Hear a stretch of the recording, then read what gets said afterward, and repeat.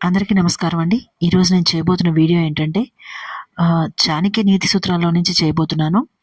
అందులో ఇక్కడ ఒక లైన్ ఇవ్వబడిందండి. అదేంటంటే ఆహ్, నీ వల్ల కానీ, ఇతరుల వల్ల కానీ ఆహ్, పాడైపోయిన పనిని నీవు మాత్రమే సరిచేయాలి.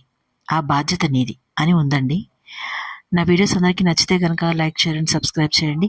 లేట్ చేయకుండా వీడియోలోకి వెళ్ళిపోదాం. నీ వల్ల కానీ, ఇతరుల వల్ల కానీ పాడైపోయిన పనిని నీవు మాత్రమే సరిచేయాలి అని ఉందండి. జనరల్‌గా మనము ఎప్పుడూ ఏదో ఒక పని చేసుకుంటూ ఉంటాము.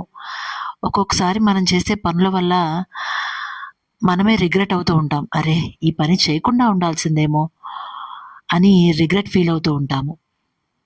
కానీ అది మన వల్ల అయితే మనమే సరిచేసుకోవాలి. కానీ ఆహ్, మన స్నేహితులో, లేకపోతే తెలిసిన వాళ్ళో, లేకపోతే మన బంధువులో, లేకపోతే మన ఇంటికి వచ్చిపోయే ఎవరో ఫ్రెండ్స్ అట్లా ఉంటూ ఉంటారు కదా! అలాంటి వాళ్ళు వచ్చినప్పుడు ఏదో ఒక చిన్న చిన్న చిట్కాలని, లేదంటే ఏదో మాటల్లో, సందర్భంలో ఏదో ఒక సలహానో ఏదో ఇస్తూ ఉంటారు. మనం కూడా కొన్నిటిని ఫాలో అవుతూ ఉంటాము. కొన్నిటినైతే వదిలేస్తూ ఉంటాము. కానీ కొన్ని అయితే మనకి సరిపోతాయేమో. అంటే వాళ్ళు చెప్పిన చిట్కా పనిచేస్తుందేమో.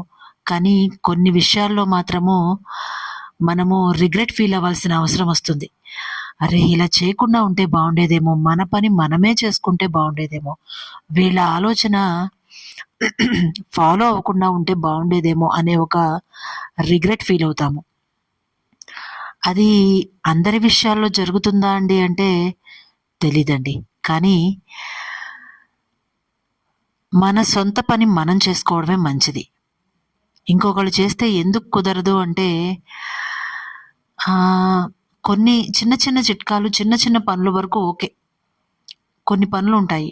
అవి మనం మాత్రమే చేసుకోవాలి. ఎందుకంటే ఆహ్, ఇప్పుడు ఏదైనా ఒక పని ఉందనుకోండి. సపోజ్‌కి చెప్తున్నాను ఉదాహరణకి. ఆహ్, కొన్ని పనులు మన ఇంట్లోకి మనకి సరిపోయిన విధంగా మనము అడ్జస్ట్ చేసుకోనో, లేకపోతే దానికి తగ్గట్టుగా మన ఏర్పాటుని మనము రెడీగా ఉంచుకొనో ఉండుంటాము. దాన్ని ఇటుతటు, అటుదిటు మారిస్తే కొంత ఆహ్, చిన్న చిన్న ఇష్యూస్ వస్తూ ఉంటాయి. అంటే లేదంటే చిన్న చిన్న ప్రాబ్లమ్స్ అంటే తలెత్తుతూ ఉంటాయి. అలాంటప్పుడు మనము కొంచెం ఫీల్ అవ్వాల్సొస్తుంది. అలా కాకుండా మన వల్లే కాకపోవచ్చు.